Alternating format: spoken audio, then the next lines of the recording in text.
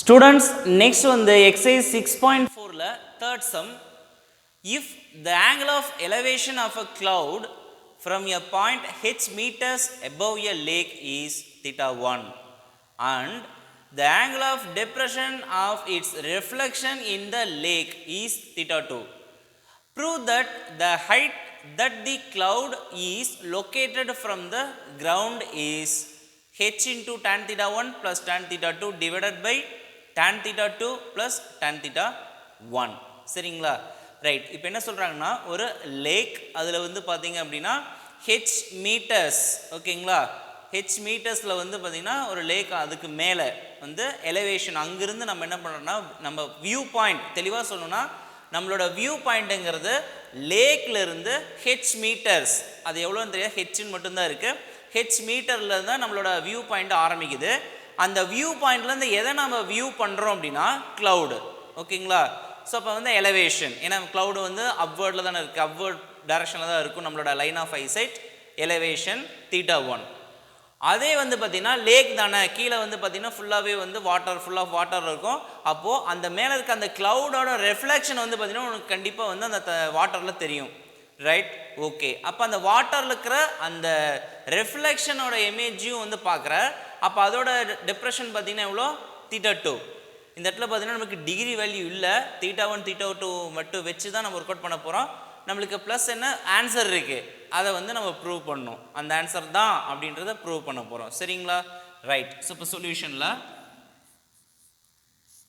First வந்து அந்த lakh and அதுலேருந்து ஹெச் மீட்டர் நம்ம வியூ பாயிண்ட்டை ஃபிக்ஸ் பண்ணுறோம், சரிங்களா? இப்போது இதுதான் வந்து ஹெச் மீட்டர், கீழே ஃபுல்லாக வந்து லேக் வாட்டர் இருக்குதுன்னு வச்சுக்கோங்க, ஓகேவா? இது வந்து பார்த்திங்கன்னா ஹெச், ரைட்? ஓகே. இப்போ க்ளவுடு மோஸ்ட்லி பார்த்திங்கன்னா ரொம்ப கொஞ்சம் மேலேருந்து போட்டுக்கோ. க்ளவுடு வந்து பார்த்திங்கன்னா இங்கேருந்து ஒரு ஸ்ட்ரெயிட் லைன், இது எதுக்குன்னு இங்கே க்ளவுட் இருக்குதுன்னு வச்சுக்கோங்க. ஸோ இது வந்து வாட்டர் லெவல் சொல்லிட்டோம், கரெக்டாக? இது வந்து வாட்டர் லெவல். அப்போ அதோட வந்து ரெஃப்ளெக்ஷன் வந்து பார்த்திங்கன்னா வாட்டரில் கொஞ்சம் தள்ளி இந்த இடத்துல விழுதுன்னு வச்சுக்கோங்களேன், கொஞ்சம் ஸ்ட்ரெயிட்டாக வர மாதிரி வச்சுக்கோங்க, ஓகேவா? அதோட ரிஃப்ளெக்ஷன் அதுக்கு நேராக கீழே வந்து ஃபார்ம் ஆகும், ஓகேவா? ரைட். இப்போ நான் என்ன பண்ணுறேன்னா இதை ரெண்டையும் ஜாயின் பண்ணிக்கிறேன், ஏன்னா நம்மளுக்கு ஒரு ஸ்ட்ரெயிட் லைன் வந்து கிடச்சா ட்ரையாங்கிள் ஃபார்ம் பண்ணுறதுக்கு ஈஸியாக இருக்கும். ஸோ பார்த்தீங்களா, இப்போ வந்து கொஞ்சம் தள்ளி வச்சுக்கிட்டு கரெக்டாக லைன் போட்டுக்கோங்க. அப்போ என்ன, இது வந்து க்ளவுடு, அதோட ரெஃப்ளெக்ஷன் இமேஜ், ஓகேங்களா? ரைட். இப்போ இது வந்து பார்த்திங்கன்னா அந்த லேக்லேருந்து நம்மளோட வியூ பாயிண்ட்டுக்கு உண்டான ஹைட்டு, அது டெக்கா இல்லை வந்து வேறு ஏதாவது ஸ்டேஜா அப்படிலாம் சொல்லலை, மொத்தத்தில் அந்த லேக்லேருந்து ஹெச் மீட்டரில் தான் நம்மளோட வியூ இருக்குது. அப்போ இங்கேருந்து நம்ம வியூ பண்ணுறோம். அப்போ எலிவேஷன் எவ்வளோ சொன்னாங்க, தீட்டா 1. அப்போது இங்கிருந்து எலிவேஷன் வந்து ஜாயின் பண்ணிக்கிறீங்க. அப்போ எலிவேஷனை என்ன பண்ணுவோம், ஒரு ஹரிசாண்டல் லைன் போடுவோம், ரைட். இப்போ இது வந்து எவ்வளோ சொல்லியிருந்தாங்க, theta 1, right.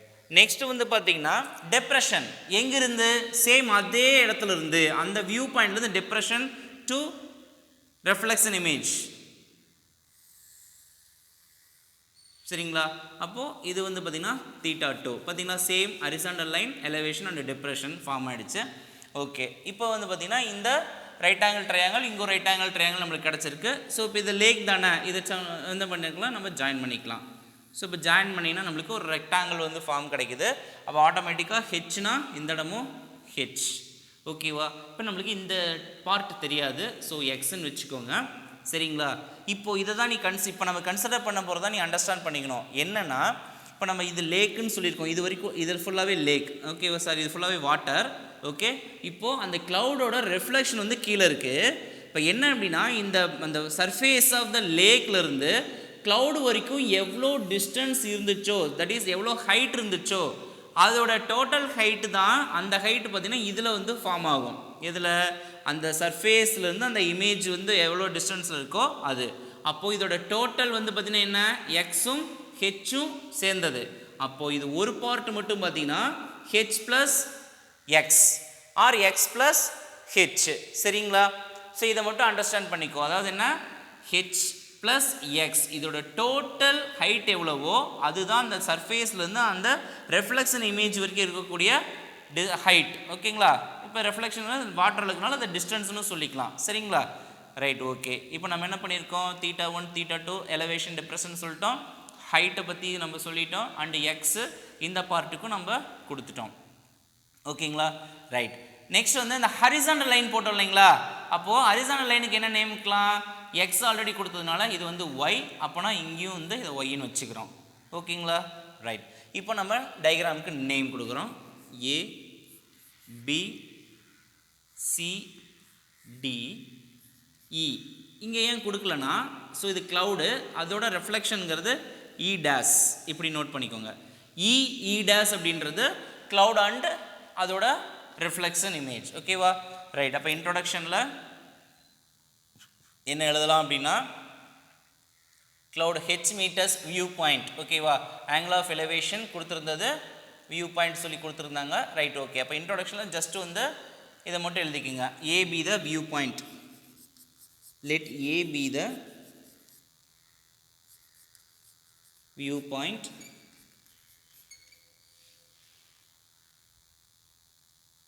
from a point h meters above a lake. So அது வேண்டாம், சிம்பிளாக முடிச்சுக்கோங்க. let A be the view point. அது போட்டாவே நம்மளுக்கு ஈஸியாக அண்டர்ஸ்டாண்ட் பண்ணலாம். ரைட். நெக்ஸ்ட் வந்து பார்த்தீங்கன்னா E and E dash.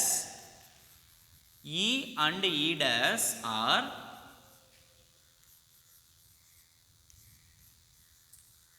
cloud and reflection image respectively. ஓகேவா? ஏன்னா E and E dash ரெண்டையும் சேர்த்து எழுதி வச்சுருக்கோம் இல்லைங்களா? ரைட். ஓகே. இவ்வளோதான். அப்போ ஒரு 2 டேர்ம்ஸ் வந்து மட்டும் 2 சென்டென்ஸோடு முடிச்சுக்குவோம். நம்ம ஸ்ட்ரெயிட்டாக வந்து சம்முக்கு போய்க்கலாம். இப்போது நம்ம என்ன பண்ணால் θ1 θ2 ரெண்டு இருக்கு இல்லைங்களா? இப்போ ஃபஸ்ட்டு வந்து நம்ம θ1 வந்து கன்சிடர் பண்ணுறோம்னு வச்சுக்கோங்களேன். என்ன ட்ரையாங்கிள் எடுக்கணும்? ADE. அப்போது இன் right angle triangle ADE tan θ1. எப்போவுமே நம்ம tan தீட்டான்னு தான் ஆரம்பிப்போம், அப்புறம் டிகிரி போடுவோம். நான் ஸ்ட்ரெயிட்டாக என்ன பண்ணுறேன்னா இதோட டிகிரியாக இருக்கக்கூடிய θ1 கொடுத்துக்கிறேன். tan θ1 equal to opposite DE by AD. அப்போது tan θ1 தான் இருக்க போகுது. ரைட். DE by ADங்களா? அப்போ DEங்கிறது எக்ஸு, ADங்கிறது ஒய்ஏ. இப்போ நம்ம ஒய்யை இந்த சைடு கொண்டு வந்துடுறோம். அப்போ y equal to x divided by tan θ1. ஓகேங்களா? இதை 1ன்னு வச்சுக்கோங்க. ரைட். இப்போ ஒரு θ1 மட்டும் எடுத்து ஒய்க்குன்னு ஒரு ஃபார்மேட் கொண்டு வந்திருக்கோம். நெக்ஸ்ட் வந்து பார்த்தீங்கன்னா டயக்ராமில் θ2ங்கிறது எதெல்லாம் கன்சிடர் பண்ணியிருக்கு? ADE dash. சரிங்களா? ADE டேஷ் வரைக்கும். ஓகேங்களா? இப்போ in right angle triangle ADE dash tan θ2 is equal to opposite side பார்த்தீங்கன்னா இதில் டியிலிருந்து E டேஷ் வரைக்கும் இருக்கு. அப்போ DE dash divided by adjacent side AD. இப்போ tan θ2 is equal to DE dash அப்படின்றது டயக்ராமில் பார்த்தீங்கன்னா டியிலிருந்து E டேஷ் வரைக்கும் ரெண்டு வேல்யூவை நம்ம சேர்த்தணும். ஒன்று H, இன்னொன்று X ப்ளஸ் H. சரிங்களா? அப்போது H plus X plus H divided by Y. ஓகேங்களா? இப்போ அடுத்தது வந்து பார்த்தீங்கன்னா tan θ2 is equal to H plus H. இங்கே பார்த்தீங்கன்னா H plus X plus H இருந்ததா? H plus H 2H. அப்போ 2H plus X or X plus 2H எப்படி வேணால் நீ எழுதலாம். divided by Y. இப்போ இந்த Y இந்த சைடு கொண்டு வந்துடலாம். இந்த tan θ2 அங்கே போயிடும். இப்போ y equal to x plus 2h divided by tan θ2. இதை வந்து 2ன்னு வச்சுக்கோங்க. செகண்ட் ஈக்குவேஷன் அதை வச்சுக்கிறோமா? ரைட். ஸோ இப்போ பார்த்தீங்கன்னா ஃபர்ஸ்ட் அண்ட் செகண்ட் கம்பேர் பண்ணுற. சரிங்களா? ஃபர்ஸ்ட் அண்ட் செகண்ட் கம்பேர் பண்ணும்போது y equal to x by tan θ1. இதில் வந்து y ஈக்குவல்னு இருக்கா?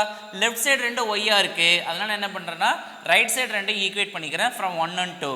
அப்போ ஈக்குவேட் பண்ணதுக்கப்புறம் இதோட டினாமினேட்டர் லெஃப்ட் சைடும் tan θ1 வந்து ரைட் சைடு கொண்டு போகிறோம். அப்போ பார்த்தீங்கன்னா x into tan θ2 x plus 2h into tan θ1. Next வந்து tan θ1 உள்ளே கொண்டு வந்து சப்ஸ்டியூட் பண்ணல, உள்ளே மல்டிபிள் பண்ணுறோம். X tan θ equal to x tan θ plus 2h tan θ.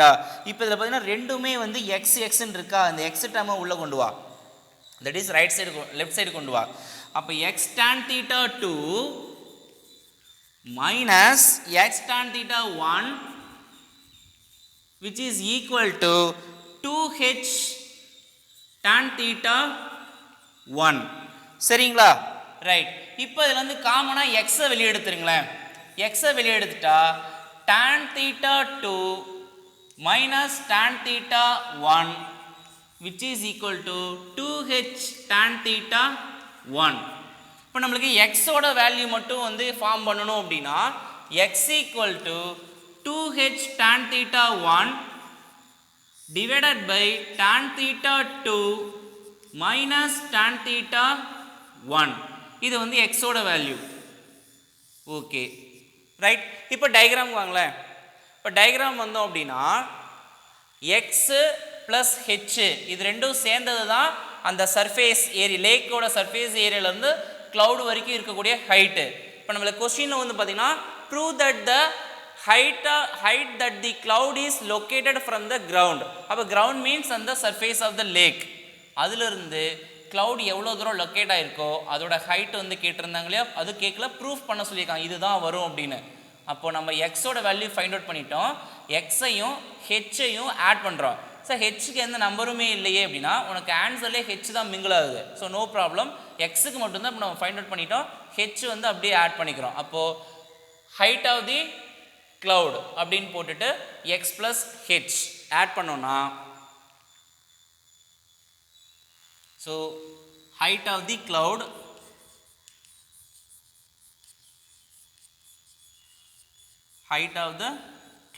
from the ground, height of the cloud from the ground which is equal to x plus h.